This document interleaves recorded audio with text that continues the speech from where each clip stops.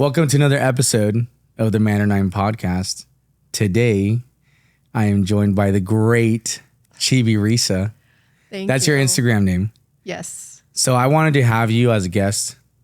Like the history of me knowing about you isn't like vast, but I remember it. Like I remember like you were working at some shop. I was like, oh man, it'd be cool if she worked here. Because your tattoos are crazy. Oh, thank you so much. Your anime tattoos, like I don't know what you're doing. It's like you're putting powder. Like super smooth, saturated tattoos. And I think that with everybody doing anime stuff now, I don't know what it is about your tattoos, but they really do kind of like I can tell Resa did that. Oh, that means so much. It's like I don't know what you're doing. I really don't. And you know, it's funny because if you know her work, you do more like the edgy chicks, like the anime girls. But the way that you do it, it's kind of like classy. I don't even know if that's the word. Because you're not like it's not like too raunchy. I mean, some they can be, but you can just tell that they're your tattoos. You know what I mean? It's one of those things. How long have you been tattooing? I started apprenticing in 2007. Oh, okay. So it's been a while. There was kind of a lull. I started apprenticing. I was a little reluctant to hit the ground running. Anime wasn't a thing at that time. Yeah. It was something that I always loved doing, like with my own art. Yeah. But it was mostly neo-trad. Traditional was still huge. Realism was huge at the time. Yep. And I kind of just felt like I wasn't finding my niche. Yeah. So I ended up going to school for philosophy, actually, and art. I double majored. Oh, wow. Yeah. And during that time, I was doing it part-time. And it wasn't really until like 2018 that I started doing it full-time. That's when it started like kind of clicking, like you were finding what you were trying to do with it. Yeah, well, it just seemed like the right time to strike. It was like anime had kind of come onto the scene maybe like 3 or 4 years before. It wasn't like I feel like it still wasn't really accepted in the tattoo community yet. Like people were still dogging it. Like especially earlier on, like you're saying 2007, 2008, it wasn't. Yeah, I think at that time there were people who didn't even think you could do anime as tattoos because they're like, oh, it's just not tattoo friendly. Which actually I think it's the opposite. I think it's perfect for tattoos. Absolutely. If you do it right. Yeah. Did you do an apprenticeship? I did. Oh, how long was your apprenticeship? Probably about 2-3 years. Whoa, really? Yeah, I mean, I think it's more because it did take me so long to kind of start feeling comfortable doing it. I don't know why I was so timid about it. Yeah. I mean, it is people's skin. Yeah. Yeah. But it's like one of those things where when you did your apprenticeship, that whole time, did you tattoo any of that time or did you have to wait like a year or two?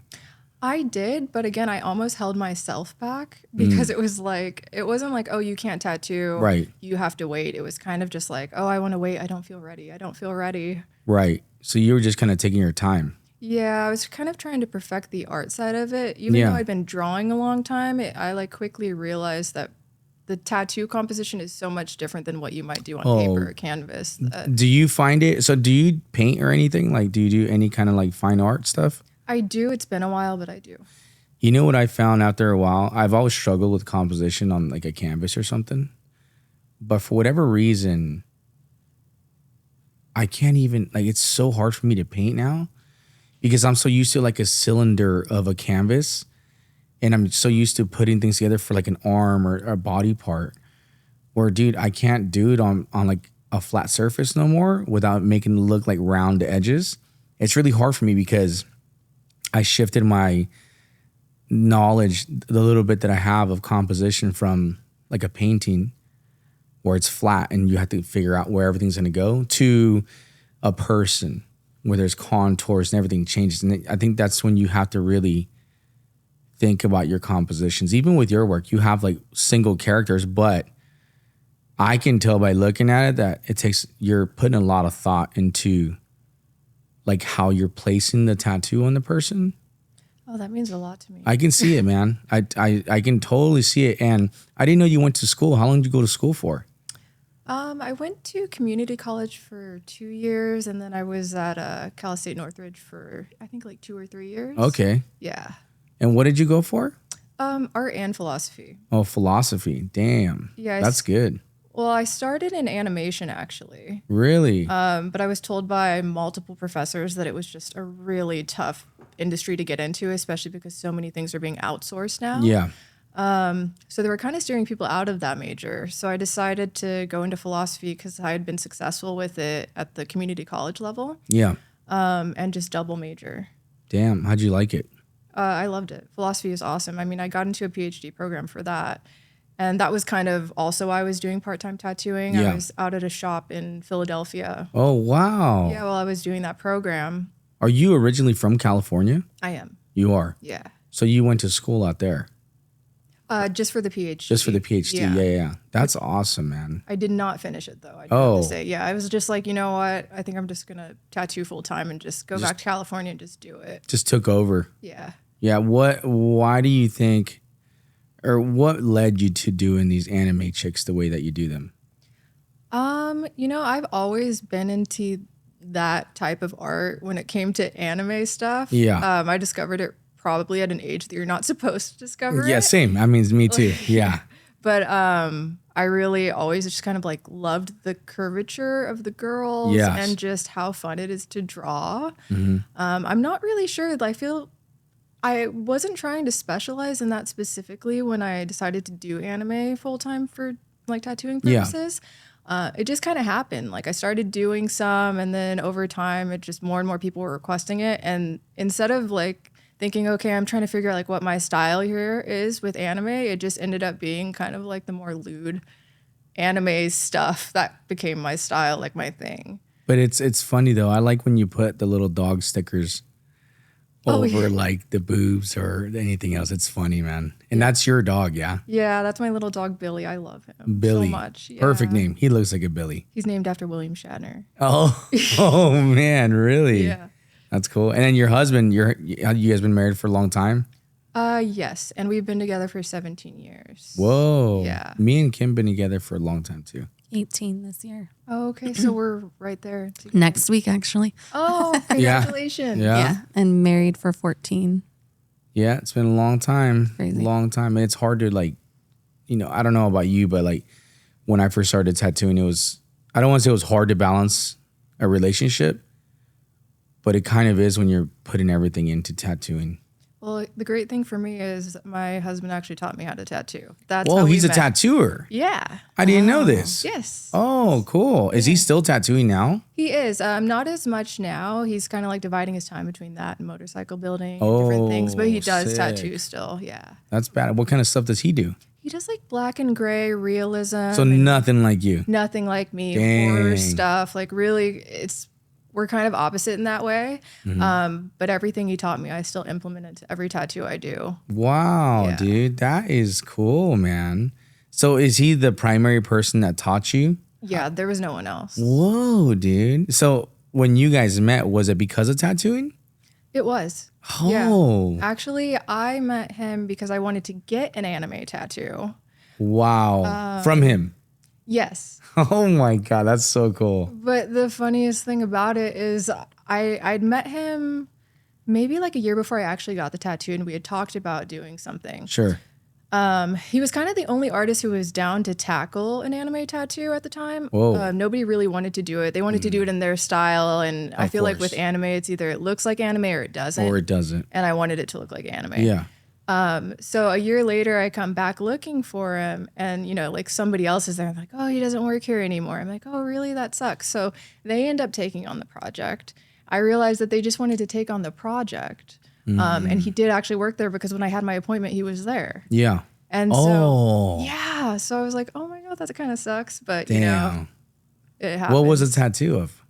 It was actually Elfenlied. It's this one right here. Yeah. Which. And he didn't want to do it. Well, so this other artist started it. Unfortunately. Oh, okay. Yeah, it's not what I wanted at all. The way that it came out. I mean, that's how the early tattoos are for all of us. Yeah, there's not much you could do about it. He did the line work, and that was when I saw that, like, my husband actually does work here still, because he was across the room. I was like, wait, that's him. That's the guy that I wanted to get tattooed by originally. And he saw me and remembered me, and we started chatting while I was getting tattooed by the guy I didn't want to get tattooed by. Oh man. Yeah. So what did he say to you? He was just like, hey, I remember you coming in and like you wanted to get a tattoo. And we were talking. I was like, once the other guy had taken a break, I was like, yeah, I was told that you didn't work here anymore. He's like, oh, really? That's interesting. Oh my God. Yeah. Did he ever work on it after? No. We kind of talked briefly that day about apprenticeship stuff though, because I had a friend who was like, oh, you should really try tattooing because your artwork is so good. So I, kind of on a whim, I just started talking to him about an apprenticeship rather than like, oh, maybe you can be the one that finishes this tattoo. Because we really just got the line work done that day with the other guy. And we kind of just went from there. This thing ended up just staying the way it is. Yeah. Yeah, I never really I have tattoos like that I got when I first started. I'll never cover them up. I say I'm going to or rework them. I won't. Yeah, it almost feels pointless at a certain You just point. keep it for what it is. Yeah, and it's a memory. Do you think that's so crazy, man? Because do you think that little brief history of you wanted to get an anime piece, it's so crazy that you ended up doing the style that you wanted to get tattooed, and it was like that whole story with your husband not doing it, but he apprenticed you. That's like Like a foreshadowing. like a story of fate or something. Like it's just kind of crazy. Now, I do have a question for you. So when you say you did art, what kind of stuff did you do before tattooing? Like what mediums? I mean, I feel like at that time I was so green. I was just sketching and drawing and trying to actually perfect when I was drawing anime stuff, just getting the eyes right. Because having the eyes too far, just a little too far apart or just like in the wrong spot, it can just ruin the entire piece. So I was working more in sketching. I didn't know much about painting or color theory. Really? Yeah. I mean, the way you tattoo, man, I can definitely tell, like, as soon as you said you went to school for it, I'm like, oh, that explains a little bit. But I just think that you must have just had that passion for it and you just went for it because you can tell, man. Like, it's awesome to hear that little bit of your story, that how it all started out for you. Now, when you started, did you do different kinds of tattoos? Or was it always like, did you stick to wanting to do only anime tattoos? When I started originally when I was apprenticing? Yes. That was like, there was no anime at all. Right. Yeah, it was just, I was trying to do neo-trad stuff. Sure, okay. The bold outlines which I actually feel completely translated to the anime thing in a way. Absolutely. Because it also reminds me of Art Nouveau, which I always loved, which is Japanese and French kind of mixed. Sure, I love it. Yeah. I think that's good for artists to hear you say that, because I think in the world of tattooing now, it's almost like the tattooers that are doing anime, and they're doing it great, they never experience any other styles. So to hear people that specialize in a style, and I'm sure you can do any style, but that you specialize in these anime characters, and for people to hear that you actually did other stuff, that's very inspiring, because it shows that you did have a foundation. You grew from whatever you were doing as an apprentice or an early tattooer, and then you evolved it to what it is now. And I think that plays a lot into why, like, I keep saying that your tattoos, I can tell you did it. You built that. And I don't want to sound shitty, but I can line up 15 anime tattooers, and I can't tell who did what. They're all great pieces. I'm not, Yeah. But if yours was in there, I'd be like, boom, I know who did that. And it could be all chicks. I just know. But that, what I'm trying to get at is you built that. It wasn't just, I'm going to do this and that's it. How long did it take you before you said, okay, I'm going to do this style and that's it? Years, like probably 10 years. Dude, that's what I'm saying. Honestly. I mean, and I had to do everything, because what people don't realize who are coming in now. Yes. It's like, I was at a shop where the owner would be like, okay, like this guy came in for like a script piece and he wants it across his chest. Sure. And he wants it like huge. And he's like, I know you could kill it. I'm like, really? Because I hardly ever do that. He's like, no, you can. And you're like the only one here. So you just have to take what comes and then you figure it out. And actually all of that stuff helps you with your symmetry and your line work. So it's just, I mean, every little name I did made it so I could do those tiny little eyelashes and, like those little thin, like wispy lines on hair. But you can tell, man, like you have genuine experience, I guess is what I'm trying to say.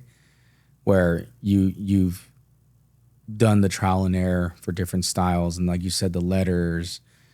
You can tell in your work, man. Like your shit is really well rounded, and your color packing is like I can't really get a grip on what you're doing.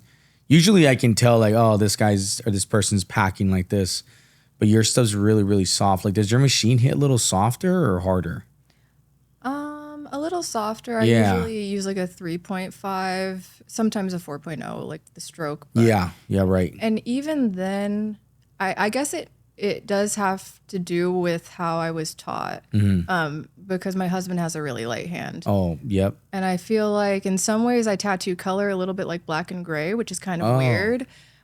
But I kind of tend to like surf more than pack sometimes. Sure. And I think maybe that's where But I've seen your stuff healed. Like I think somebody, either I was tattooing someone that you tattooed, I saw it and I was like, man, that looks super powdery. But that's why I kind of figured like it had to have been like you have to have a light touch, because you can tell when a tattooer has that heavy hand and it's just, there is no skin no more under there. Oh, I know. You know what I mean? And sometimes I feel like I get like that. Like I did Kim's leg and she has no skin left. Like, you know, it's all color, but I don't have a heavy hand.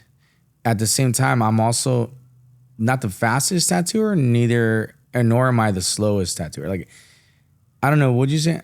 What do you think? I'm kind of like normal speed. I'm not super slow. I think it also depends on what it is.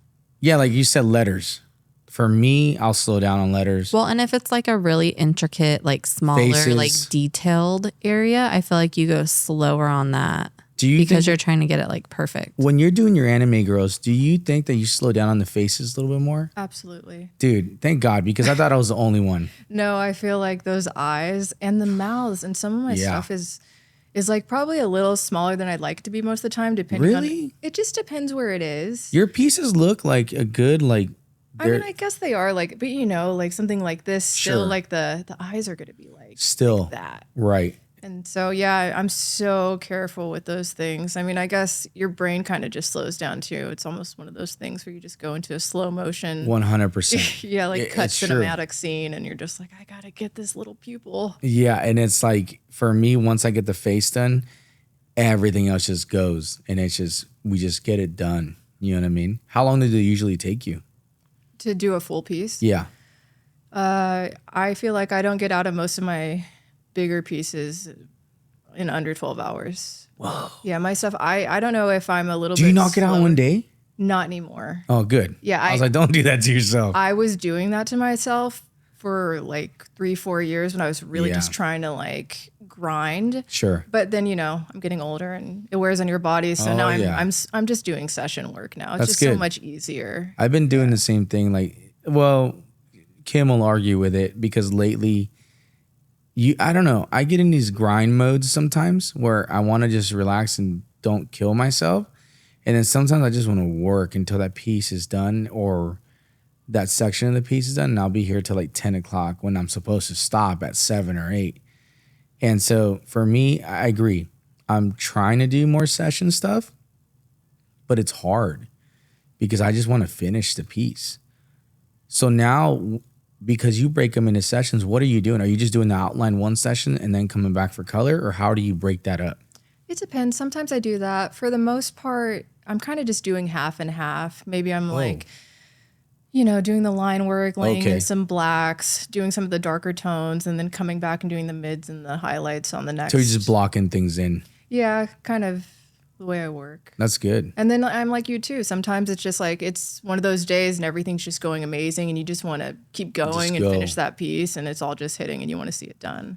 Well, that's good to know that you take your time. Like, again, seeing the work in person, you can totally tell you do a great job. And it's just, you can just kind of tell, like, I know this sounds like gnarly, but I guess there's only so fast you can go on a tattoo. And you start to lose like layers of the character, I guess. It starts to maybe look a little flat. And sometimes, I don't know about you, but in the past, I feel like maybe I went a little too fast on things. And I look back, I'm like, dude, I could do that so much better. That would look so much cooler if I just slowed down a little bit. But it's all about getting caught up in the action of, I want to get this done. You know, I want this done now. Like last night I stayed here till what, 10? Mm-hmm.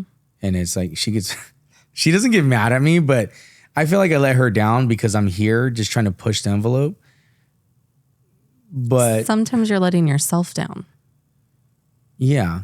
Because you're overworking yourself. And that's a disservice to you. And I don't know what's happened to you and your physical, but my neck has been jacked up pretty bad in the past. I got into a car accident and my back was just I mean, I don't know if it was because of the accident. Who knows? Yeah, but your back has been bothering you from March till now. And he got into the accident in March. So it's like, was it the accident? Was it not? Well, it probably tattooing. was. I was tattooing a Mickey Mouse tattoo. And I'm not shitting you, man. I was tattooing. Boom, boom. It's all good. I shouldn't have been doing this. Like I'm reaching over the bed because it's on the side of his leg. I should have just had him scoot down and turn a little bit for me, but I didn't do that. And then I'm not lying to you. I went like this to reach over for the ink and I heard like a little in my back. And I was like, that was nothing. And I get up like 30 minutes later and I'm like, it was hard to get up. And I think that goes back to pushing the boundaries. And if you're anything like me, which it sounds like you are, when I'm in that moment, I guess your brain just blocks out that pain because you really don't feel it until you're home and you've laid down even for like an hour and you're like, wow, I really should have stopped. Absolutely. When I started to feel it, but you just push through it and then it's almost like you forget about it. Yeah. Because you're so mentally focused on what you're doing. But yeah, I mean, I know for you, I'm sure it's the same thing as it is with my husband. It's kind of like you're concerned with our well-being, like with his well-being. Absolutely. Yeah. That's the whole thing. And the longevity too of the career, because it's like if you injure yourself bad enough, like you're taking a year off, which that happened to my husband at a certain point. He had to take like the entire year off. Oh, wow. Because his back was, and he works out all the time, but his back was just so intensely sore that he just kind of couldn't take the pain. Was that just from working like so much? So much. Yeah. How long has he been tattooing for? Oh, since like the 90s, like the Whoa, late 90s. Sick. Yeah. So he knows. Yeah, so he's been around. He knows like all the old heads and was there before it was like, you know, definitely as what it is now. Popular as it is now. That's crazy, man. Yeah, I think you got to pace yourself for sure. Yeah. For sure. What's the biggest project you got going on right now? Do you do stuff like that? Like back pieces and stuff like that? Or sleeves? I do sleeves. There's like a few that I finished up that I do need to post. I am guilty of not posting as much lately. Yeah. I mean, you probably know. Oh, dude, I was going to talk to you about that because I saw your post, how you were saying that Instagram was kind of like shadow banning you or something, right? Or they were like... Yeah, it's been like that for a while, but I would say the last year and a half, maybe 2 years, it's just been getting worse and worse. Do you think people are reporting your tattoos? I'm sure they are. I think it's a little bit of both. It's definitely like the algorithm picks up on shapes because sometimes it's so fast. It seems like, did somebody really, like, they reported it right when it went up? And then sometimes it takes a while, but I'm sure people report the posts. So it's crazy because there's a bunch of really bad stuff on there that never gets reported. I know. Yeah. And I feel have like friends art. that send me stuff all the time that I'm like, how? There's like a woman who literally is naked and pretends to breastfeed a like real looking doll. It's a doll. And her boob is just like out there. And she has all this content of her breasts like out there. And she clearly isn't getting reported. She's just fine. And she like dresses in like negligees and like very like fancy and everything. And she's just like, hey, look, I'm breastfeeding my not baby.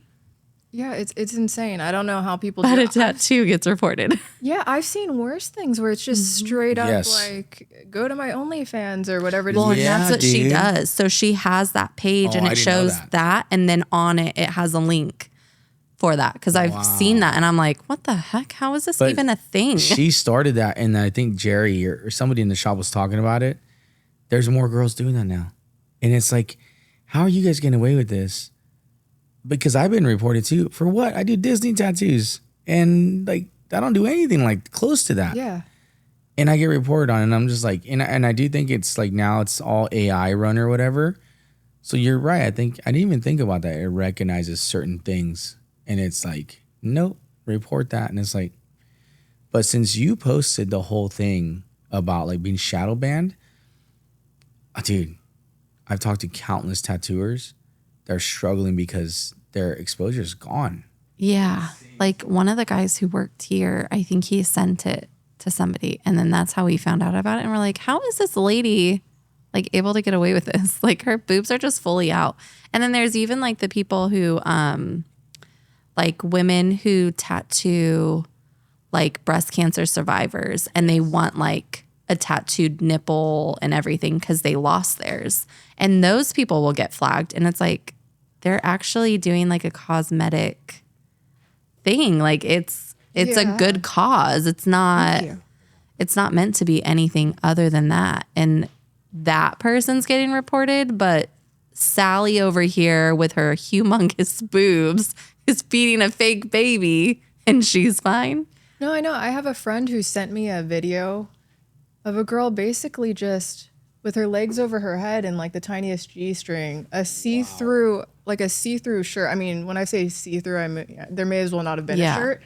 It's like lace. Yeah, and it was a reel, and I don't know how it stayed up. And I just it's don't like, get it. Good for them. Like, Yeah, more I mean- power to you. But I just don't understand why the art stuff is being snuffed out. Unless Yes. Big time. there's like an agenda or something to keep like small business down. I've always felt that. I feel like they're like, oh, wow, these people are really doing too well. Yeah. And they're doing well because of us. Like, first of all, how do Yes. we get in on their business and make money off of them? And also, like, do we want them to profit as much as they are and be able to skip being like corporate drones? I think that they're trying to drown us out. I feel because I've heard rumors at least I've heard rumors of PayPal like a premium thing from $99 to $350 a month. Wow. And they're saying that, oh, you paid $350, we're gonna promote you once a week on the the For You page or whatever that is. And we're going to do this. Bro, you're telling me out of the billions of accounts that you're going to be relevant on being featured? No. It's the same thing with the promotions.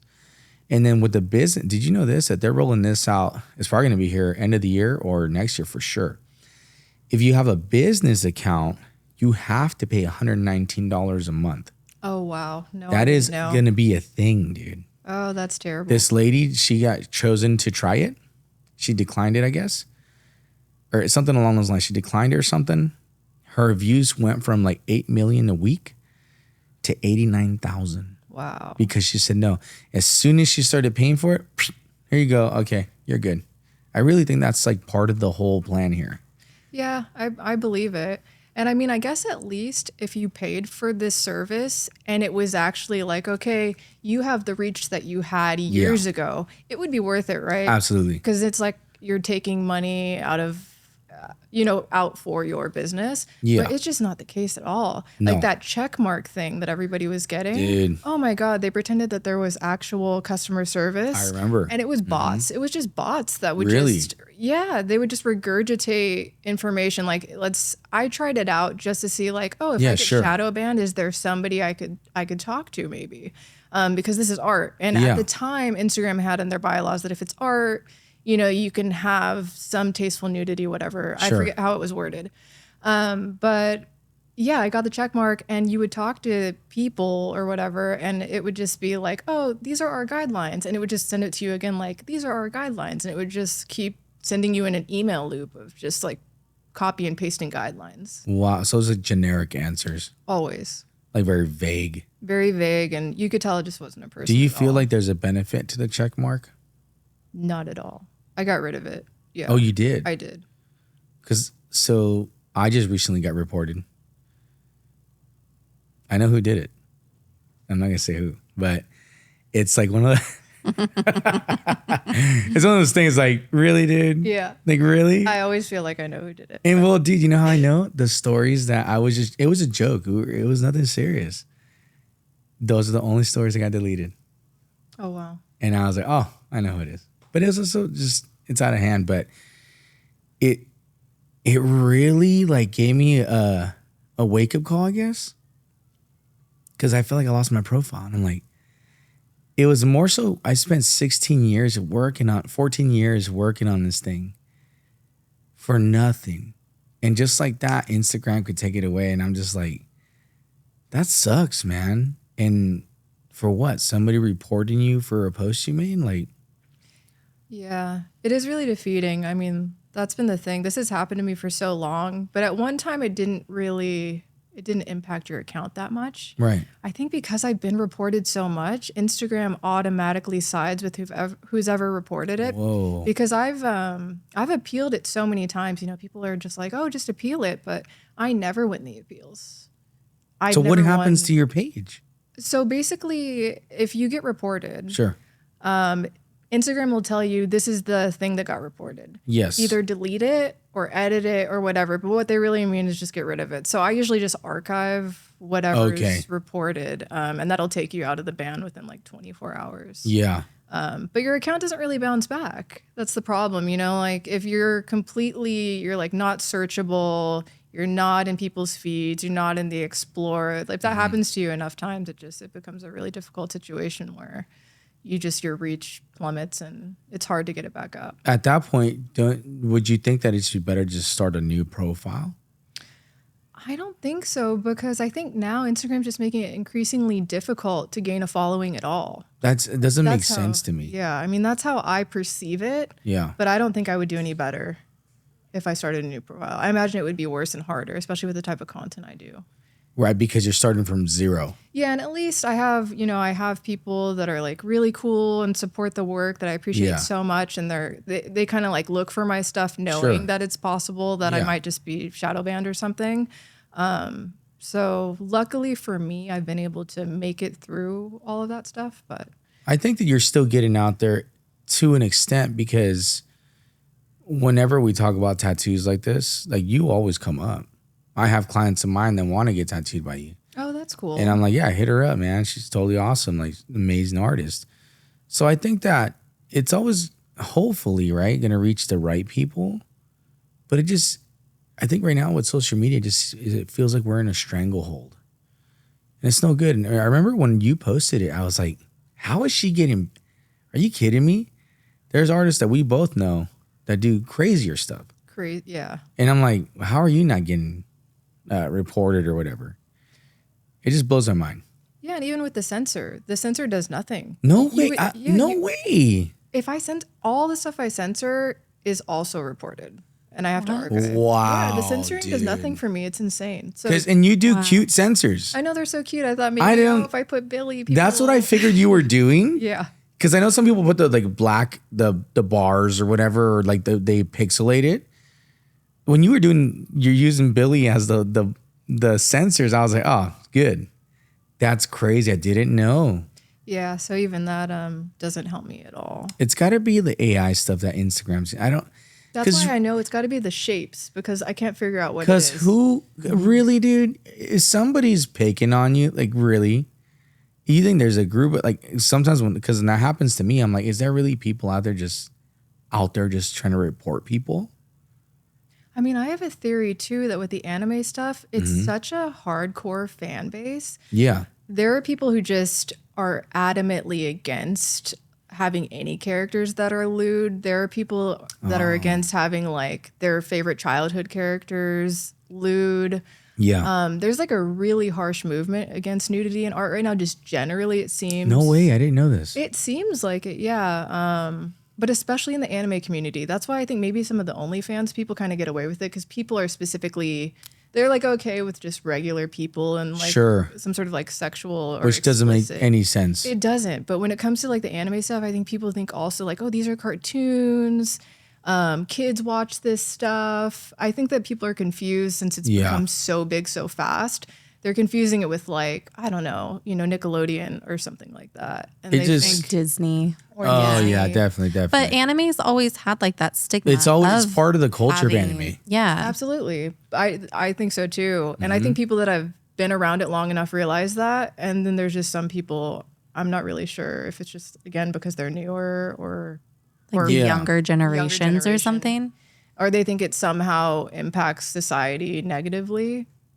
That's so weird because when I started watching anime at a real young age, you always saw like gnarly stuff, man. Like it's part of anime. Like the kind of raunchy, like lewd stuff. It's just part of it, man. It was in everything. It was in Dragon Ball. Everything. Naruto. Everything, Yeah. They always had little hints of fan service here and there. Nothing crazy, but there was always a little bit of it in everything. Yeah. What are you watching right now? What animes? I think the most recent thing I watched was Free Run.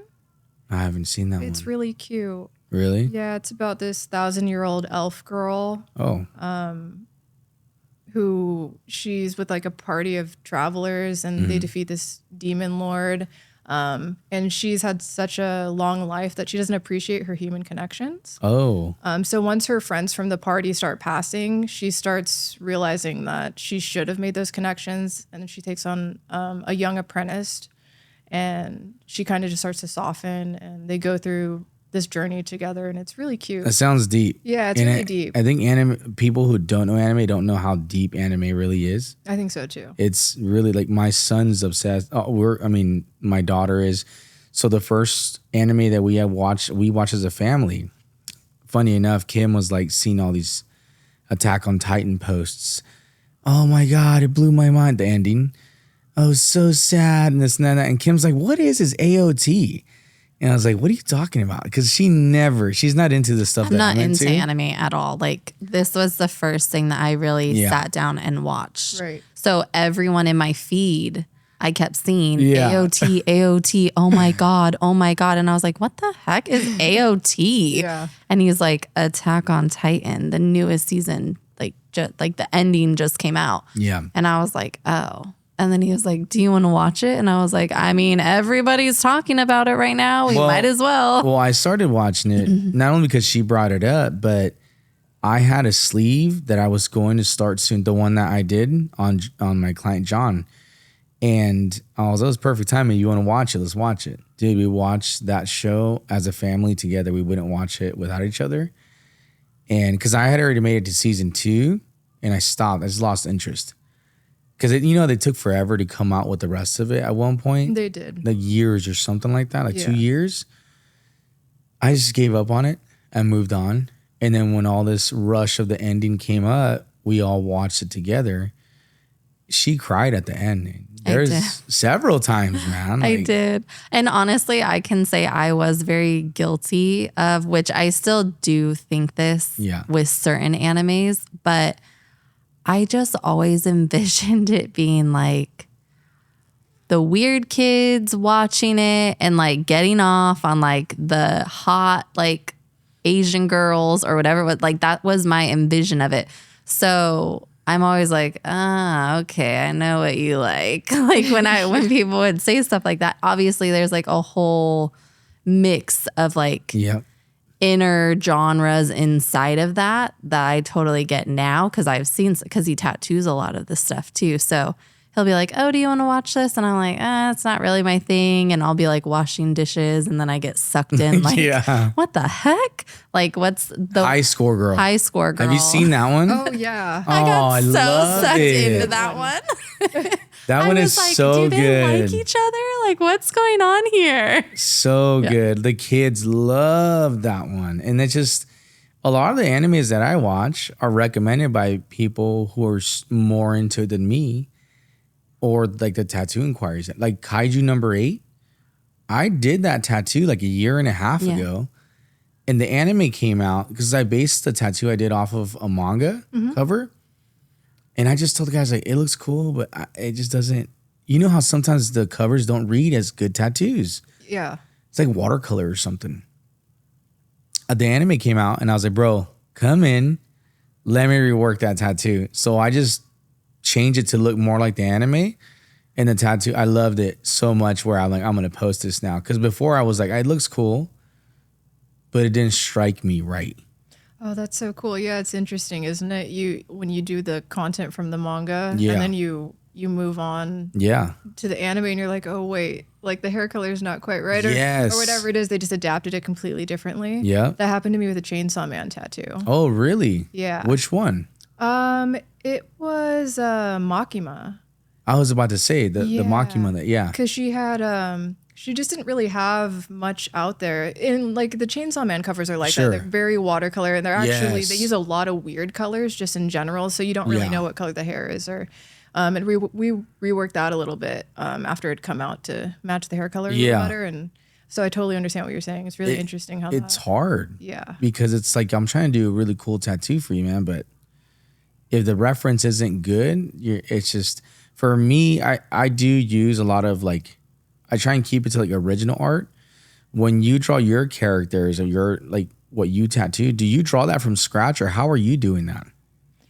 Yeah. I mean, especially like all the lewd stuff, that's all from scratch. Wow. Sometimes people will want like a specific image. And I've been guilty of this too because I really love Evangelion. Oh yeah. And I really love Sadamoto's art. So I specifically want like, oh, I really love this image. Of course, like do what you want with it, but let's keep like the integrity of the original bones of it. So sometimes I'll use references and just try to make them my own. But with all the lewd girls, they're all custom. That's crazy. Yeah. I mean, the fact that you draw that, I haven't like, I'll doodle here and there, you know? And I can draw, but I think for my line of work, I have a certain standard where, like if I'm doing Batman, which I never do Batman, ever. The whole damn shop's named after him and it's not even, I don't ever get to do it. I will never feel comfortable drawing my own version of Batman. It's like a weird thing with that's how my brain works. I'll find a really cool reference, maybe something that they want, the style of it or the suit or something, let's say. And then I'll find my own references. And a lot of times I Frankenstein everything. I put things together. I switch the ears, for example, or the mouth, the eyes. And then I just literally recolor everything. I try and make it my own that way versus like someone like you where you draw from scratch. And that's amazing because you just recently did one. I don't know who the character was where you saw her toes. Oh, yeah. Dude. I'd be freaking out about doing that because you got it right. I mean, I definitely have some references for like anatomy. Yeah, I wish I could say like, oh, I just can, draw those. But I do have anatomy references and like some other like anime stuff that I like. It's kind of all laid out on Procreate when I'm just like doodling or whatever. Yeah. But going back to your stuff, I do have to say. Even if you are Frankensteining, your stuff is so cool. Like the way that the colors come together and like the lighting is insane. That's my shit. Yeah. I mean, so it doesn't even matter. Like you could tell your stuff apart from a lot of the realism that's out there. Yeah. And it always looks like you've definitely figured out all the composition and all the background elements yourself to make it look just super cool. And also just the fades when it's going from one scene to another. They're so effortless. Thanks. I'm cool. I'm glad you realize that because I feel like when I do that, nobody sees it. No, I look at your stuff all the time. When I'm thinking about sleeves, because I feel like I haven't done as many as maybe other people because people kind of just want a piece and they're collecting or whatever it is. I always look at your stuff. I'm like, oh, how do I make the light look like that? Or how do I like fade a really cool scene into another scene? I swear, I'm not just saying like I did a Zelda. I don't know. Do you see that lewd Zelda that I did? Oh my gosh, I loved it. I looked at your stuff for that. No way. Yeah, because really? I'm like, because you know what I liked about yours when you do the skin tone. I wanted to pick your brain on this. So like, if you're doing like a large patch of flesh and you have that little white highlight, how are you doing that? Because from what I see, you're just packing it. And then there's a perfect little circle of white. So I do pack it, and then I kind of just leave that little circle and I pack around it. I'm not gonna. I literally just go around it until it's like gets smaller and smaller, and then I use like a little round shader around that area so I can make that little circle. The way you do it though doesn't look like you do that. Oh, that's like good. Literally, your circles there because like if I'm packing right. And I'm leaving a little space open, at least for my style, you're always going to see a little deviation where it looks a little uneven. Dude, yours is like little oval, like perfect. And I'm like, how are you getting the mag to stop right there? But you got a light hand because I think a lot of times when you do this and you leave the space open, you can see sometimes where it's packed more around that. And as it goes out, it gets lighter. Nah, your stuff is on point. But yeah. So the Zelda that I did, I looked at your stuff to see the shine like for her boobs. I'm like, how do I do that? without making it look weird. You know what I mean? Like I want to make it look like a shine. So then I just kind of reference like what you did. And, I looked at other like actual like anime, like the mangas or the even whatever, like the art. But when you're tattooing it, it's different. It's not the same as like looking at it in a book.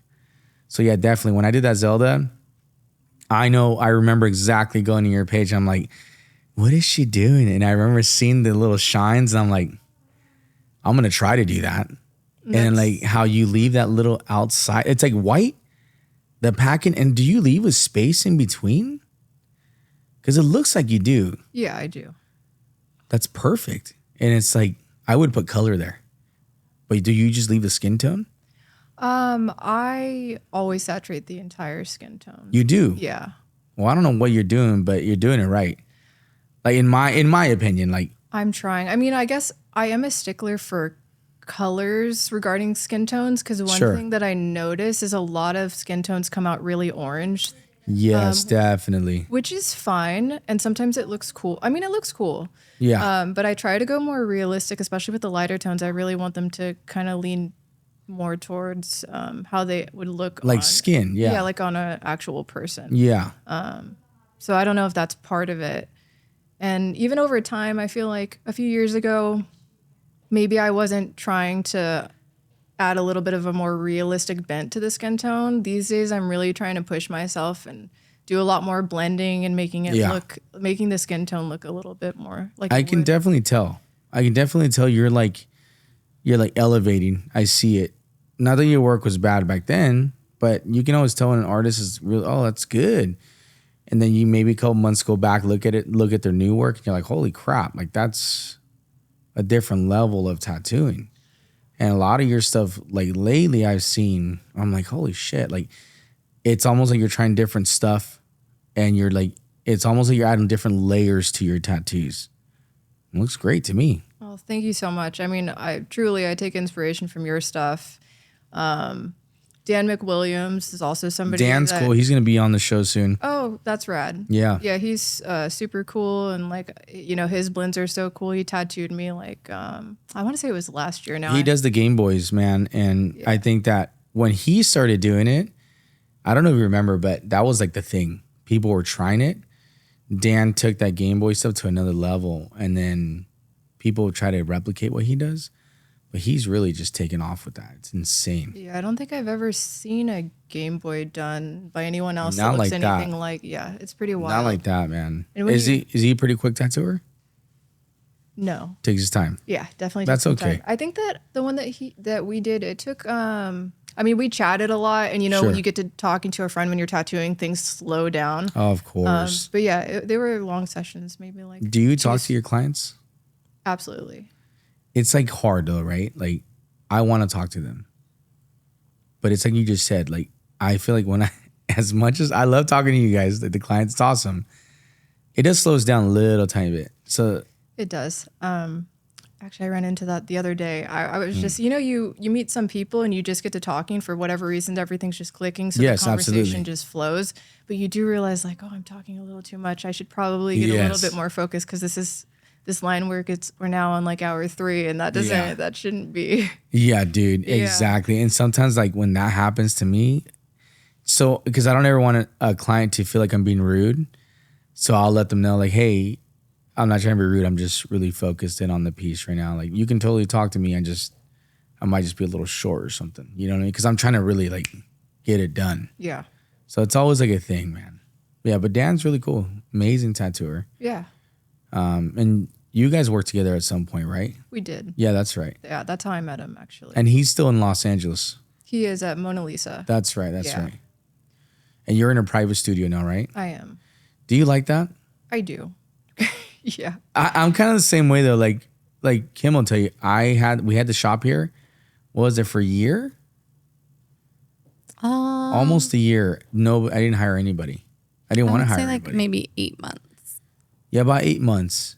And I had this idea. I'm just going to set up in the middle of the shop. I don't want nobody else in here. Slowly but surely, people came in and I was like, all right, whatever.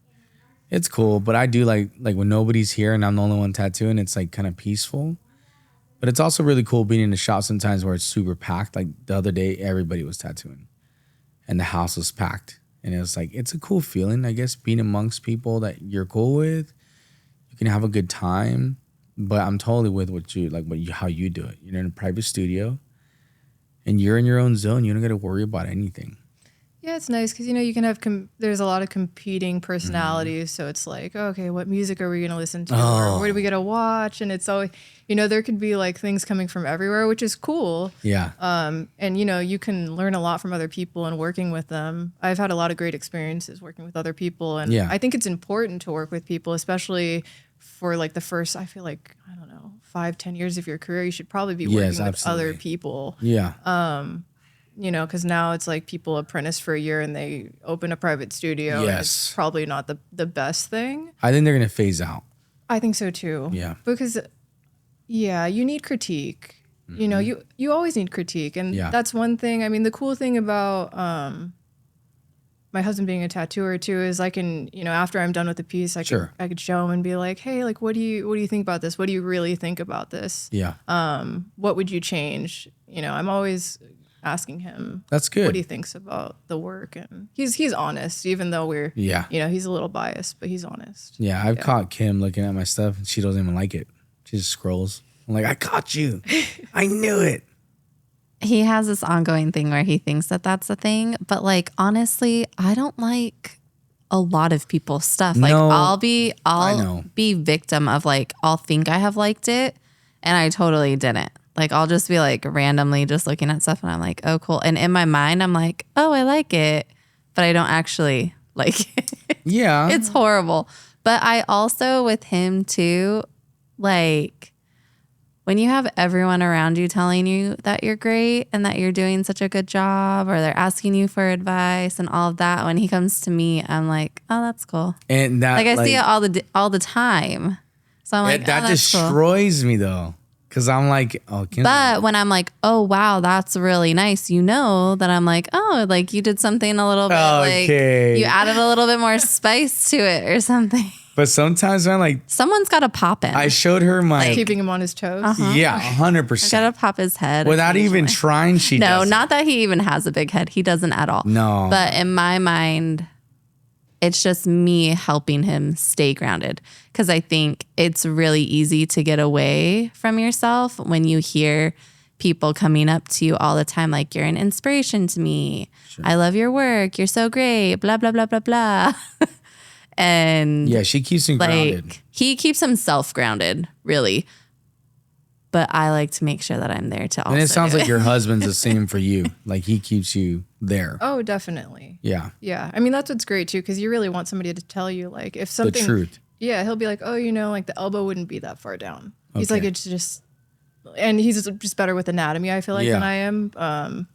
Just naturally, he kind of has that eye. Okay. Where he's just like, oh yeah, and like the hand couldn't really twist exactly like that. Wow. And you can get away with a little bit more with like anime stuff, I feel like, because it's stylized. Yeah, sure. And oftentimes the lighting might not be exactly correct, but nobody really notices. I mean, if you nitpick and you look at it, you go like, oh, are there two suns or whatever it is, like in the office or something. Yeah. But still, you kind of want to pay attention to those things because they are important to the piece. I agree. Yeah. I agree. I think it's definitely important. I feel like too, I'm not a tattooer. So like when it comes to saturation and like all of that, like obviously you can see it and you can see differences in people, but I would never be able to be like, oh yeah, you should have saturated that area. She keeps herself very spaced from tattooers. I do. And then I think she does it.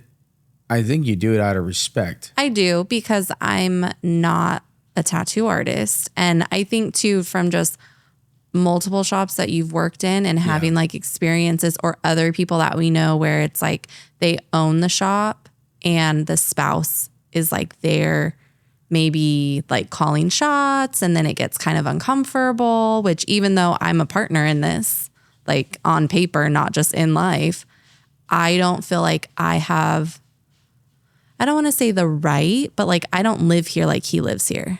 So if I were like, hey, which I never would, but like if I was, and someone took it offensively, like I'm not the one who's showing up every day dealing with that. He's the one who, if they were like, oh, I didn't really like how she reacted to that or something, you know? So with like decisions and everything, he'll definitely consult me on it, especially when he's like, I don't know. How do you think I should approach it? Because he's more like heavy-handed. Very direct. Yeah, whereas I'm like, oh, like ease into it. We definitely good cop, bad cop. Well, because like, you know how it is, dude, without getting too crazy into it, you know how it is to work in a shop, as I'm sure you've been at plenty of shops, where sometimes just working with other artists, it can get kind of hard. Like you're having to adapt to different personalities all the time. And for me, I'm very like, hey man, what's going on? Like I get to it. Where Kim she's my compass, where she's like, hey, pull it back, man. Like you're coming at this person too strong. Yeah. I just don't like to deal with the drama stuff in the shop. But I think it can be misinterpreted because he's just direct. I'm it's not even like he's mad or upset. No. He's just direct. So like when something, if anything were to happen, he's like, I just want to nip it in the butt. Let's say what it is and let's just move on. Yes. And then it's completely squashed. Like we're over it. For me, with everyone, I just keep everything very surface level. Like I don't go in too deep, which he kind of does too. So it separates that. Because I think sometimes you get really buddy. Yes. And then it all comes crashing down because you got too buddy. Because that's right. And so for me, I just I'm like, hey guys, how are you? I'll chit chat. I'll say whatever. Like I'm still me, but it's nothing like on a serious note. Yeah. Just because I would never want somebody to dislike a situation with me and it affects him. Yeah. You know what I mean? Yeah. And I think because he's been in shops where that has kind of happened, not maybe directly with him, but other people, and we've seen it, I definitely do kind of keep myself like separated. And I don't feel like I really have much like a leg to stand on when it comes to the art aspect of things. Yeah. Because I'm not the one who did the work. I'm not the artist, you know? Yeah, that's kind of cool though that you guys have that those differences. I'm sure that they work really well behind the scenes, especially. Yes, definitely. It sounds like it. Yeah. Yeah. And I'm kind of the same way. I'm like you where I'm very direct. And I think that when you're really direct, it can be taken as confrontation. But it's not. But it's not confrontation. It's just, let's just talk about this as it is. A lot of people don't like it and they're taken back by it. So it's good to have that other voice that's like, oh yeah, maybe this person's just not responding well to that directness. Maybe there's another way to go about this where their style of communication matches yours and you guys can figure out whatever it is you have to figure out. Yeah. Because I think too, like for him, there'll be times where he's like, do you think I'm wrong? Do you think I should say it this way or whatever? And I'm like, I'll call him out. Like I never am just like, oh no, you're right, sweetie. Like that's just not me. She I'm does like, not do that. I'm like, I don't think you should have said that. And I'm like, well, it's too late now. You should have I'm like, told me I know before. you didn't mean it like that, but like maybe you shouldn't have approached it like that way. Yeah, no, that's good. It's good to have the other voice there that tells you that maybe there's something there that you can change. Yeah, and I think too, like you can get in your feelings a lot too. So it's like if you feel like you're overreacting about something or you're taking something personal, he'll be like, do you think I'm justified in this? And usually if I take it personally, he's like, oh yeah, I'm totally justified. Because I don't really take anything personally. Yeah. I'm always like, oh, that person's probably having a bad day. Like, it's not that big of a deal. They probably didn't really mean it like that. I'm always like, give the other person the benefit of the doubt. Whereas he's more like, I don't know, that vibe was off. Well, it's not that I'm mean. No. I'm just trying to like end this, whatever this is. Like, what is this? Like, it doesn't happen like a weird often. Vibe.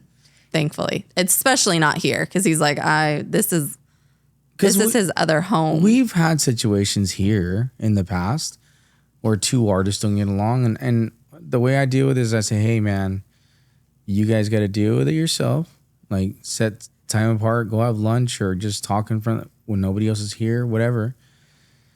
Figure it out, because if I shouldn't have to come into work. None of us should have to come into work feeling weird because somebody's not getting along or somebody's upset about something. I don't know.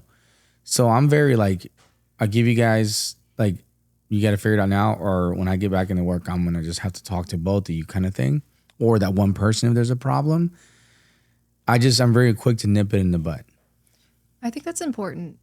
There's a weird thing with tattoo shops specifically. Mm-hmm. I'm sure there are other professions that suffer from this, but we are together so much of the time. Absolutely. So many hours. And great things can just start to sour over some strange thing that snaps in someone's brain. Yeah. When they misinterpret a vibe or a word or whatever it is. Yeah. And when they don't address it right away. Yep. It festers and Yes. it turns into like a bad vibe for the whole shop. I don't know what it is about tattooing that it almost, I don't think I've ever been in a shop where it didn't happen at some point or another. Whether it continued on, that's a different story. You know, Yeah. Usually people can work their stuff out. Yeah, But of course. yeah, I don't know. Being direct is.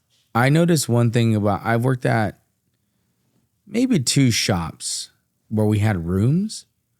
And I noticed that having rooms creates problems.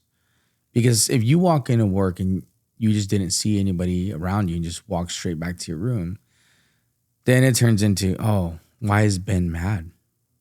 Why is he not talking to anybody? So when I opened the shop, I said, I want it open. So there's no hiding behind walls and invisible like grudges that aren't really going on or beefs. I don't know, man. You're right about that. It's tattoo shops. I feel like sometimes people can get a little too competitive. Like, well, you're taking money out of my pocket. I've worked at shops like that. And it's like, I'm not doing anything. I'm just trying to tattoo, man. Yeah. It's just weird. And I just don't. Like I told her, like I won't, and whenever I hire anybody here, like the drama stuff, it's not tolerated here. Everybody respects each other. We have a good time tattooing and go home. Yeah, that's good. I mean, it's almost too, it's like you want to create an environment where everybody feels that they're on friendly terms. Yes. But there might be a point where you don't want to be, I don't want to say you don't want to be too friendly, but you don't want to turn it into like a tattoo family thing. Nope. Because then it starts to get complicated. You can't talk Yes. about the business aspects of things. Like you need to separate yourself from Yes. work and personal life a little Absolutely. bit so that you can have a good balance in both arenas. And I've seen that be a problem too. Yeah, Yeah. because we have established that. Yeah, that's one big thing. He's like, I love everyone who's here, but like I just, to protect myself from having hurt feelings, I just can't get that close. Like we're cool, but like to cross the line and to be like, we're family, it just leaves it way too open because over time it becomes, well, we're family. And then when there's an issue, most people have a really hard time separating work and like Because you work became and so friends. close. Yes. Yeah. And so it's like, no, this is a work issue. It's not a you issue. It's in this environment. This needs to change or whatever. When you're at my house, I love you. But like most people can't do that. They take it personally. There's a grudge that's held or whatever. So for him, he's definitely more withdrawn. I have I would definitely say. started separating myself, unfortunately. I keep my distance from the tattooers that work with me. And I like to say they work with me, not for me, because then, like you said, it becomes you start to get too close.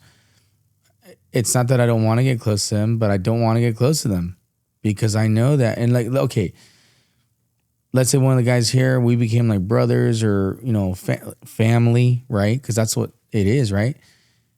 When they leave, it turns into this whole drama fest because you're supposed to be there for me. You did this and that. No. I always tell everybody here, like, look, we can be cool while we're here. That's it. Like every now and then, like my son will invite one of the guys or something to his birthday party because they became friends. And that's okay. But I'm very like, I pull the leash back on that because I don't want my kids getting hurt if something were to happen with somebody here. You know what I'm saying? Like, it's just weird. As much as I want to be friends with everybody here, and we are while we're here, it's all good. Of course. But I keep you at arm's length because I've been there when it's been like huggy, like we're homies and we're best friends and all this.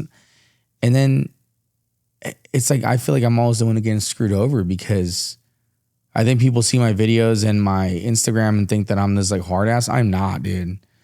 I am not. And the people that come off, and this is my experience, when they come off very like sweet and this and that, I'm very weary about that because it's like every single time I get screwed over, dude.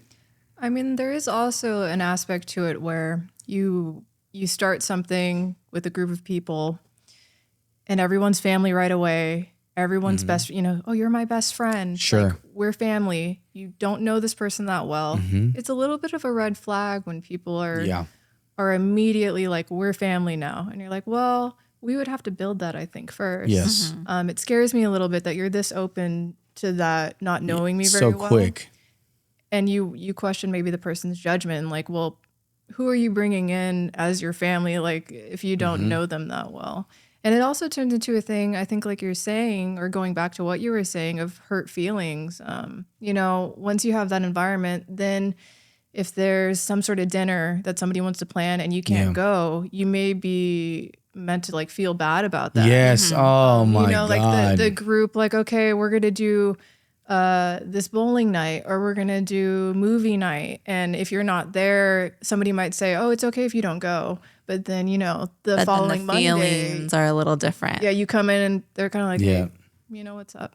Yeah. Like, a little upset about the fact that you didn't go. And clearly you're speaking from experience. Yeah. Because everything you just said right now, I've felt every same feeling. And it sucks, dude. Like, because I think you get caught up in like that person who's getting their feelings hurt gets caught up in like they think it's personal. And for you, it's like, no, I just wasn't able to go to that. It's not like I don't want to hang out with you or I don't want to be friends with you. It's just like that day doesn't work for me. And I also don't want everyone to like change their plans because of me, Of course, yeah. And so you're like, no, I can't go to that. Like maybe the next one I'll be able to. Or maybe you just don't want to go. Like that's okay too. Yeah. I mean, better than anyone, I'm sure. Like when we're working all the time. When we're off, we're drawing. Yeah. Yes. Oh, dude. So it's like if you have a day off, you don't necessarily want to go spend it with your coworkers. That's it. Well, he gets you want it that with your family. Yeah. He gets that a lot at conventions. So like when we do conventions, and it's all good. Not so much now. I appreciate when my friends ask me to go out. Yes. But not where they're ever like mad or anything. But I think like a lot of times too, they go to that convention and they don't have their family with them. So like that's their time to hang out with their friends or they're single and like they're just having fun, which is totally fine. But we usually go with him. So like when we go to conventions, we don't stay at the normal hotel that everyone stays at to avoid all of that too. Cause like if we go to dinner, we don't want to spend our whole time with like all the tattooers. We want to spend it as a family. And so I think people sometimes are like, oh, you're not going to come out? And like, also he doesn't drink either. So he's like, it's not going to be fun for me. Like you guys are all going to get wasted and I'm just going to be like, hey. Yeah. And he also is like, he goes back to the room, dedicates that time to designing, which not that everyone else isn't doing that as well. But like, he's like, I don't want to be up until 5 o'clock in the morning and then get up at 8 to do this all over again. I'm getting older. Do you do a lot of conventions? I don't. Why not? I don't know. I'm not, actually it really goes back to the family thing. If I think about it, it's harder to travel for us because I do have Billy and he is like my son, honestly. Yes, and, absolutely. Dogs just don't have as long a life as humans. So it's like every moment to me is precious. It's harder for us to travel as a family having him. It's just hard on him. He's small and can travel, but he gets anxiety and stress and I don't want to like do that to him. So for me, I just like home base because I do get to be with my family and it's kind of the most important thing to me. That's good. It's like I work to live, not live to work kind of thing, So it's just, the convention thing has been cool. I've done a few and they were fun. But ultimately I'm always kind of just like, oh man, I wish I could just go home and be with Billy. And No, that's the my same. husband. Yeah. Yeah. This year we traveled a lot and next year we're not doing it at all. We're doing maybe 2 to 3 conventions. That's it. Yeah, because it just was overwhelming. Plus, we just had a lot going on in our lives. And too, honestly, so it made it's it something that we haven't talked about, and she just talked about Billy. Our dog has been impacted big time. Yeah. From us trying. He's so sad, and I feel so bad about it. So every night, like before bed, and they're all going up there, and I'm designing, I'll lay on the ground with them and play around with them a little bit. It definitely did impact him because he just looks so bummed out. Even though we all like give him attention. We were gone so much. We were gone a lot. Like it literally from January I get that. To May. Like the end of January, we went to Philly, and then we were home all of February, but then we were gone in March. We went from one show to another show, and then we were home for like a week and a half. We went to another show. We were home for a week, and then we were gone for 2. Yeah. So like, and we have 2 bunnies, 2 lizards, a dog. So like somebody always has to stay at our house. Yeah. So it's just like, it's just a lot. And then our dog also is away from us. And like, we've definitely noticed it. And it's so jacked up. So he has a little area and where he can move around. We don't like to lock him up in a cage and that. So when we're gone, he goes in this little area. Dude. Now I know. We don't even say anything. Like when we start to get ready to leave, he just goes and sits in there. And it's so fucking. I know. Like, and he goes super slow. Yeah, like his head's down. Started I'm feeling like, really bad about it lately because like before we're like, oh, like he's fine, but then we've started noticing it more and more. I didn't like that. And like the fact that he goes and he just sits there like waiting for us to like close the door, and he's like, bye. Like you can just tell it's really sad. Yeah, they are really sensitive. Yeah, and yeah, definitely, I agree. And Billy is really sensitive. I mean, I've probably just coddled him. I'm like, he's like a mama's boy for sure. Like, even if I work for like 5 hours, he's like so depressed. So if I'm gone for a weekend, I mean, forget it. He doesn't even want to eat. It's so bad. That's how Arlo That's how Arlo is. And he, like, our daughter, like, she's definitely going to need like an animal for like emotional support when she's older. Cause I've just noticed it when she gets upset, like she goes and she'll be like she'll lay on his bed with him. And he loves like, her. And he, so like much. they play, like he does love her. So, and she gets upset too. Like I remember one time we were going to the airport and she cried the whole way to LAX. She was like, I didn't say bye to Arlo. And I was like, babe, you did. And she's like, no, I didn't. She was like freaking out. We FaceTimed. Yeah, we had to FaceTime him. Mm-hmm. And she was like, so then, and when we get ready to come home, she's always like, oh, I'm so ready to be home. Like, I know the bunnies miss me. I know Arlo miss me. I'm like, dear God. It's funny, man. It is funny. But we're like, the 7-year-old is like so I get it. Yeah. Talking about that, I totally understand why you don't do them like that because we're kind of over it. I'll do them with Fusion because I love that company and they've supported me so much. That's it. I'd like to do them with other sponsors and stuff. It's just, dude, I need a break. Like, it's too much. And then I take them everywhere and it's amazing. I hate traveling without them. Like you just said, traveling with family is hard. It is. And it's expensive.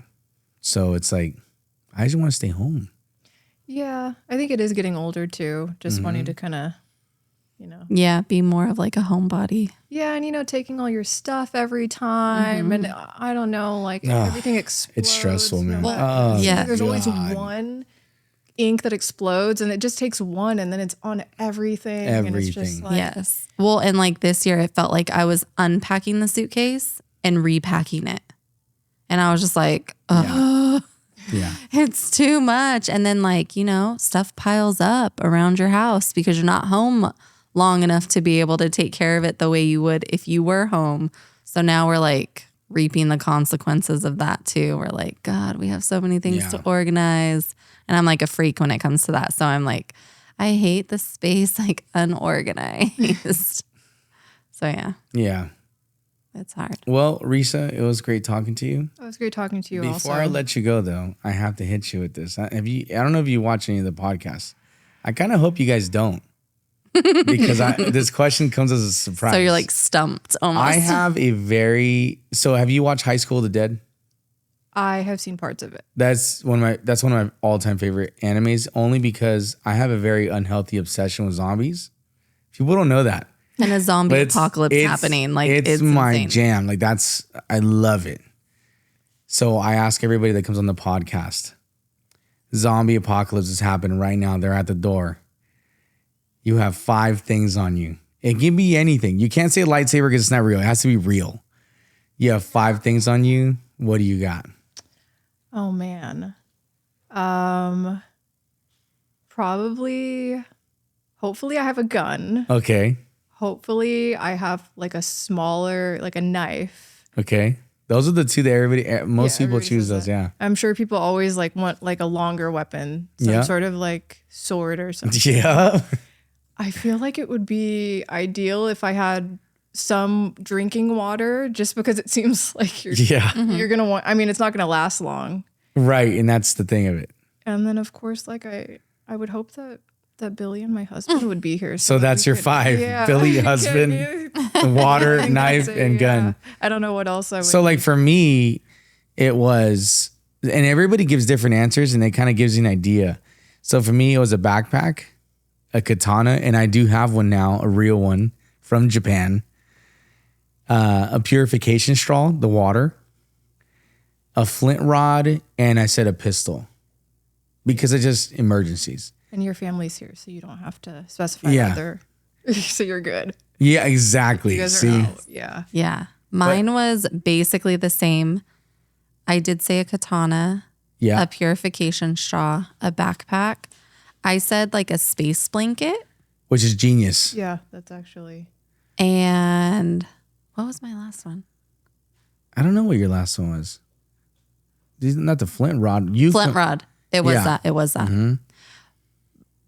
But I feel like if we were together, it would alter a tiny bit. She's taking it like but for me, because we are together. Well, we right are now, together. right? But like I'm like I don't need the gun because you already have the gun. That's true. You guys can do separate. Separate list. You hear some cool stuff. Like the one that honestly, I think we've heard it twice already is rope. Yes. And I'm like, damn, I didn't even think of that. Yeah. Luke's was really good. Yeah. Because he had like it was like a multi-tool type knife, like a multi-gadget type thing in his list also. And I was like, oh, that's actually, and rope. Oh, rope. You know what? Sometimes I think it might be good to have a little bit of like derm with you. If you were in like an apocalyptic situation for like, you know what I mean? For cuts and stuff, you could put it over it. That could be a game changer. See, that's what I'm saying. That's why we tell you guys our list. Yeah. Because it starts to like it makes your wheels start turning. That's a good one. But here's the thing. Like, so then I kind of argue with it. If you have derm, you got to have something to clean it with. I know, that's true. So then you don't start just slap it over a dirty wound. So a lot of people say like first aid kit. You can do that. But I don't think first aid kits have the derm stuff that we have. No. It would have like gauze and maybe tape. Maybe. And you don't want gauze because that's like open. Yeah. I would want like essential oils too. Here we go. She's into all that. Just my whole bag of essential oil. That stuff works, man. Then I need my crystals. Oh, she's into all that. Yeah. My son collects all that stuff. Yeah. He's actually who got us into it. Yeah, he's really into it. That's cool. Well, Resa, I'd like to eventually have you back on later on. Yeah, I'd love to. I want to see where you are in your career later. Like, your tattoos are amazing. If you don't follow her online, it's, what is it? ChibixResa. Yes. Go follow her online. She's amazing. Seriously. I don't say that lightly. With a light hand, I mean that sincerely. Your tattoos are great. I can't wait to see where you're going to be in the next 5 years. Well, I feel the same way about yours. And again, also completely genuinely feel that way. I appreciate it. And then thank you for being here, hanging out with us. Of course. With Kim and my family, even though my kids, look at little ballerina over here. And my son's plugged into the Matrix. So thanks again. I appreciate you coming by. Thank you so much. I'll see you soon. Okay. Thanks. Bye.